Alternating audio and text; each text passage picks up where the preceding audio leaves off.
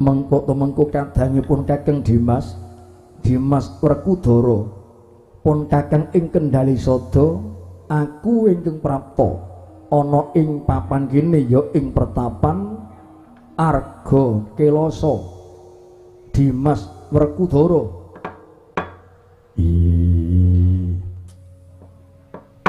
Anoman yen garep goleki Werkudara ing kene ora ana Werkudara sing ana Begawan Bima Suci. Sing tak karepke Bima Suci ku ya Werkudara, Werkudara ya Bima Suci. Sing dadi Bima Suci ki kowe. Mongko kowe iki kadangku Yayi Werkudara. Kowe panenggak Pandhawa. Kowe satriya Jodipati kasatriyanmu Yayi Werkudara. Pun Kakang ingkang prapta yen kowe goleki Werkudara, golek ana kasatriyan Jodipati. Ning yen kowe goleki Bima Suci, mapan ana ing pertapan Arga Kelasa. Bima Suci ku ya Werkudara, Werkudara ya Bima Suci. Beda. Bedane nggon ngendi coba? Bedane nggon ngendi tudana sing kanthi cetha supaya wijang pun Kakang kanthi gamblang nggone nampa ature Yayi Werkudara. Yen Werkudara kuwi satriya Jodipati, iya panenggak Pandhawa, duweni kewajiban ngreksa lan njaga katentremaning negara Ngamarta. Lah yen Begawan Bima Suci, yen Begawan Bima Suci mapan ana pertapan Arga Kelasa, kewajibane gelar ngelmu, gelar kawruh panunggal, ngelmu kebatinan, ngelmu kasampurnan, manjing suruping pati. Wis sakarepmu, sakarepmu. Najan kowe ora rumangsa kowe ora ngaku Werkudara, ning penganggepku Werkudara ya Bima Suci, Bima Suci ya Werkudara dhewe. Duh, kok dadi kaya ngene? Piye? Bima Suci piye? Dhewe. Bima Suci ya Bima Suci, Werkudara ya Werkudara. Lah sing beda kuwi nggon ngendi? Sing beda kuwi apane? Wong wujude ya siji, wujude ya padha. Wujude padha, merga mapane beda. Kuwi jenenge ora padha. Piye? Wujude padha ning mapane ora padha. Kuwi jenenge beda. Padha wae, beda. Padha wae, beda. Coba. Aja mung paten ngucap, ning kudu bisa menehi conto, menehi patuladan. Kowe ngucap wujude padha, mapane beda, kok arane beda utawa jenenge ora padha. Tuduhna tuladane apa? Rambut sing mapan ana sak dhuwuring sirah, kuwi jenenge apa? Kuwi jenenge rikma. Gondelana. Iya. Rambut sing mapan dhuwur sirah kuwi jenenge rikma. Telapukan mripat dewa lan tengen kuwi ana rambut jenenge apa? Kuwi jenenge idep. Sak dhuwure idep ya ana rambut, kuwi jenenge apa? Kuwi jenenge alis. Sak ngisor irung kuwi ana rambut jenenge apa? Kuwi jenenge brengos. Ngisor janggut sisih kiwa lan tengen ana rambut, kuwi jenenge godhek. Ana ing dada kuwi ana rambut, kuwi jenenge simbar. Jempol sikil. Lho kok adoh temen mlayune. Saka dada kok tumuli tekan jempol sikil, ora usah jlemongan. Rambut sing ning jempol sikil kuwi jenenge apa? Kuwi jenenge wulu cumbu. Wujude apa? Wujude rambut. Wujude rambut merga mapane dhewe-dhewe, mapane beda panggonan, jenenge ora padha. Ya. Ya mung kuwi, ya mung rambut, liyane ora ana. Liyane ana. Tuladane Angin sing saka segara kae jenenge apa? Kae jenenge prahara. Angin sing saka gunung jenenge apa? Kae jenenge sindung riwut. Lebu metu ning napas. Lebu metu ning napas kae arane apa? Kae arane Bajra Herawana. Yen menungsa ngetokke angin mongko gandane bajin, gandane sengak kuwi jenenge sarip. Sarip kuwi apa Wanoman? Nek ngerti ku sarip kuwi dalang. Sarip kuwi jenenge entut. Waduh ya gek ngerti iki jebul sarip kuwi entut. Angin sing saka menungsa gandane bajin, gandane bathek kuwi jenenge sarip. Wujude apa apa ora? Wujude kuwi angin. Wujude angin mergo ngalih panggonan mapane ora padha, jenenge ya ora padha. Mula kang saka iku nadyan aku tok anggep Werkudara, mongko sejatine aku Bima Suci. Bima Suci ya Werkudara. Iya, ning mergo aku mapan ana Arga Kilasa, ing kene ora ana Werkudara sing ana Bima Suci. Mula yen karep goleki Werkudara, golek ana kasatriyan Jodipati. Pinter micara kowe Werkudara. Saiki tambah ngelmune, tambah kawruhe. Pinter nggone micara. Wasis tur lantip kowe Werkudara. Anoman, piye? Aja landhep dengkul pamikirmu, kutung budimu. Karepmu le nyawang aja nganggo netra lair, ning sawangen nganggo netra permana jati. Sawangen nganggo netra permana jati. Yen kowe nyawang mandeng nganggo netra lair, ketutupan godhong kadangan gunung ora weruh. Ning yen mandeng nganggo netra permana jati, waspadakno kowe bakal ngerti. Aduh pukulun.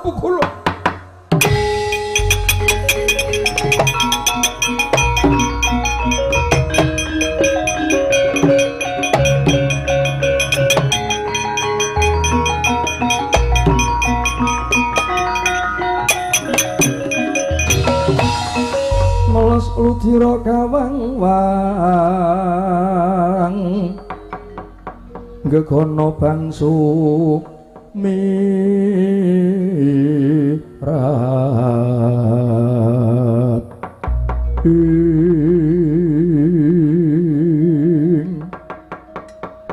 aduh pukulun bebendu menapa ing badhe kula sandhang paduka Sang Asih Prana ing sampun manuksma sajiwa dhateng kuwadaganipun kadang kula pun Yayi Werkudara. Kula ingkang lepat pukulun nyuwun pangapunten pukulun. Ya tak wenehi pangapura. Ning ana sarate. Saratipun menapa kula nderek pukulun. Sauger kula sampun ngantos nampi siku dengdaning Bathara. Papan kene arep ana daya. Papan kene arep ana daya. Dawuhipun paduka pukulun temponono. Yen niati apik larapno mrene, nanging yen niati pakartine ala candana budine, purba lan wasisa tak pasrahke Anoman Senggana. Menawi ngaten madal pasilan kula nyuwun pamit pukulun, nyuwun pamit.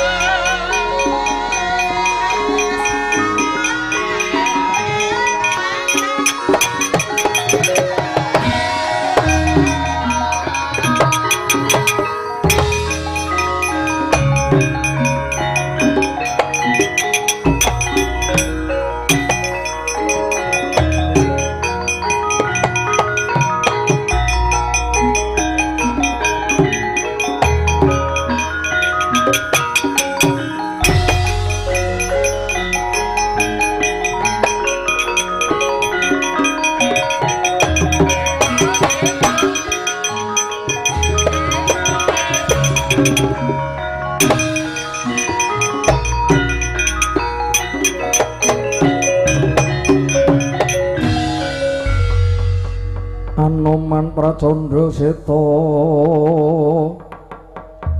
cucak rawon kapi mendo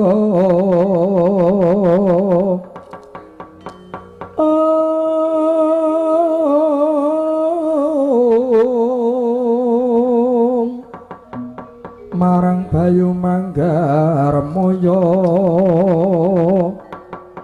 ya kudu nunging Bayu Kanitra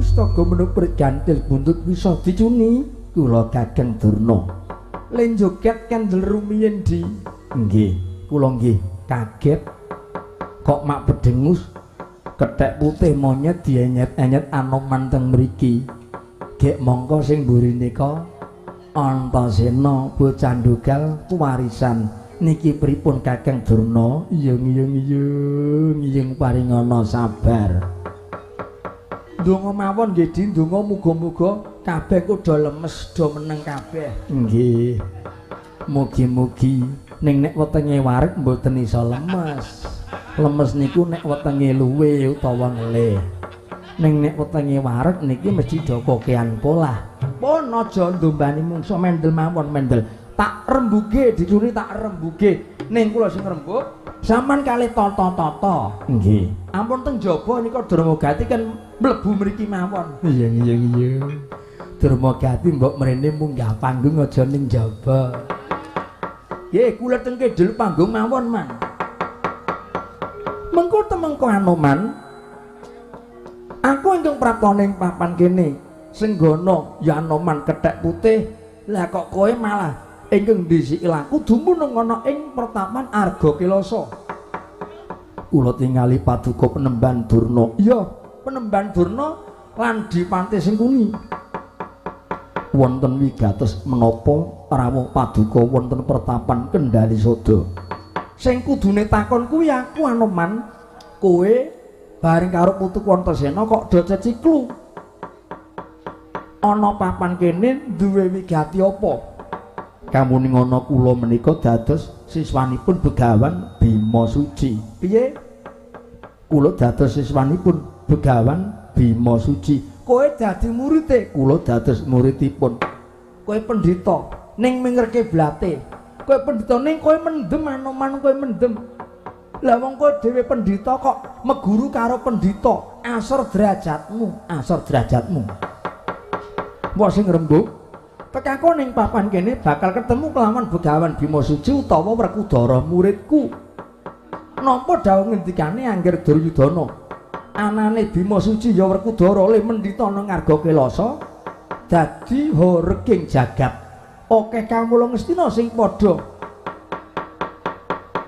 dadi sesemane Werkudara akeh kawula raja Nerpati lan para satriya sing padha nglesot nawu kawruhan nyelmune Werkudara saya suwe kawula ing Ngastina saya entek merga kapilut tembungi Werkudara keparengi Angger Duryudana anane Werkudara le mapan ana ing kene ora bener merga iki ke bawah pemerintahan bumi negara Ngastina kudune tetarenan kudune nyuwun pangestu karo Angger Duryudana ning Werkudara kok ora sing angka loro paraning Werkudara murti Penemban Durna gurune meger-meger lah kok malah murid arep nglangkahi marang panguwasane bapa guru nglangkahi marang panguwasane Penemban Durna mula saka iku gelem ora gelem Bima Suci utawa Werkudara kudu oncat saka papan kene bali ana dangkane bali ana kasatriyane kula ingkang dipun pasrahi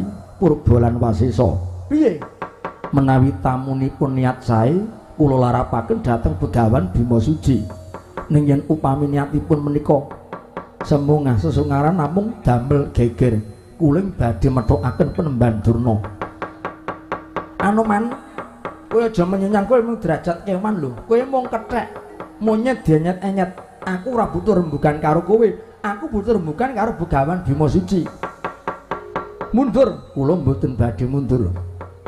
kula mboten badhe mundur awit kula sampun dipun pasrahi Purba lan Wasesa.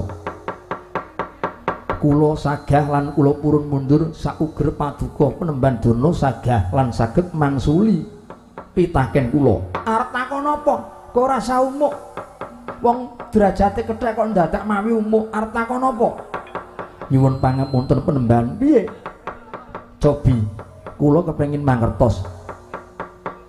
Banter ngungkuli angin menika menapa?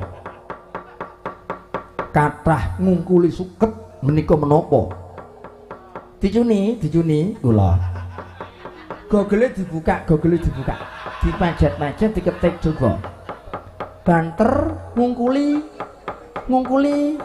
kilat kuwi apa? Titik 2 sama dengan metune makin apa? Terus sing angka 2 mangke diketik melih pripun? Akeh ngungkuli suket niku napa? Mpun kula tunyuk-tunyuk kok mboten metu. Nun, mpun kula tunyuk-tunyuk kok mboten metu.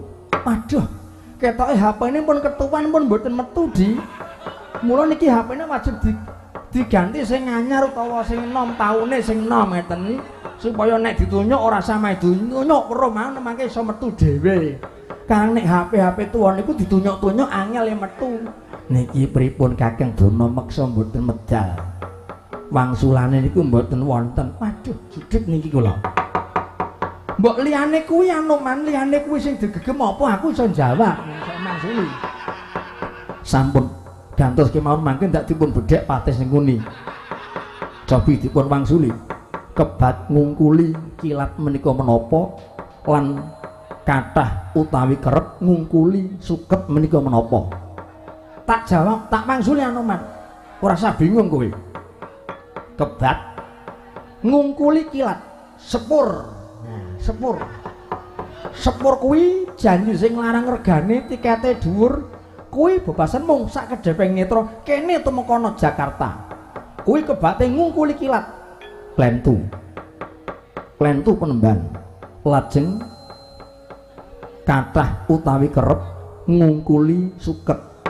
Kerep ngungkuli suket. Ngerti aku. Menapa? Cobi dipun wangsuli. Kerep ngungkuli suket kuwi gajan kuwi padha kok meh kaya suket sing nggo gawe pakan sapi. Kuwi jenenge gajan. Dadi gajan kuwi nek wis thukul kerep ngungkuli suket, ngono ngungkuli suket.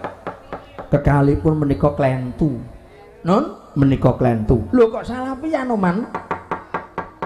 Wedharanipun mekaten Penemban. Kebat ngungkuli kilat menika ciptaning manungsa. Kebat ngungkuli kilat menika ciptaning manungsa. Lho kok ngono? Nganggo dasar apa? Aja mung maten ngucap. Didumuk dituduhke. Kula kaliyan Penemban Durna menika mapan wonten ing mriki. Iya. Ning upami linging cipta kula dumugi wonten Ndarawati. Najan to Anoman wonten ing pertapan Arga Kelasa. Kinten kula pangras kula sampun dumunung wonten negari Ndarawati. Menika dipun wastani kebat ngungkuli kilat menika ciptaning manungsa. Dicuni pripun? Niki jero sampean durung tekan ngelmu niki. Sing angka 2 kerep utawa akeh ngungkuli suket. Kathah ngungkuli suket menika gegayuhaning manungsa. Sauger dereng dados pathok lor lan kidul. Tertamtu mboten badhe wonten telasipun, mboten badhe wonten pepuntonipun nggihipun nggadahi gegayuhan. Dicuni bener malih niki Kakang Durna. Pun mumpung dereng klajeng nek cara kula niki nek cara kula lho pripun dicuni pamitan mawon. Ampun pamitan mriki kula dikancani di pun monggo nek sampean ora nggugatur kula nggih monggo. Siwanoman gentenan aja mung Siwanoman ning Antasena genek akor tak takon karo Mbah Durna.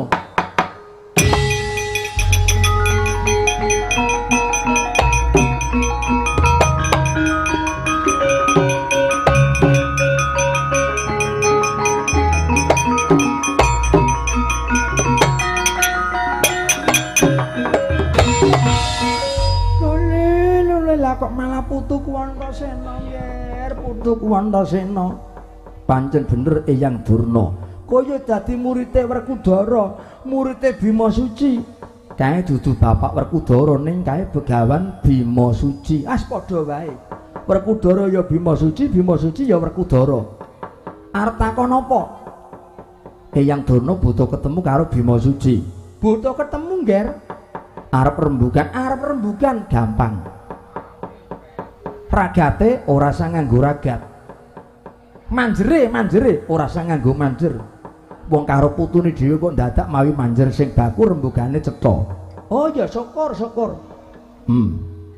Apa? Iki. Lah iya, apa? Iki apa? Diwangsuli. Iki apa? Oh, kuwi to, Nger. Ngono kok ditakokke. Jenenge ming Asta Cempala. Apa? Asta Cempala. Asta tangan, Cempala kepelan. Tibake ngendi sakarepmu nyo tampani.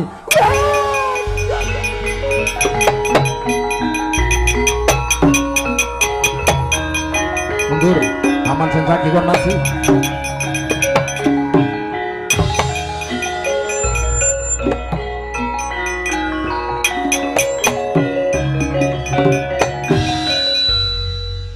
Kakang Durna, aduh Di, kula malah nggih dolanan bayi wingi sore.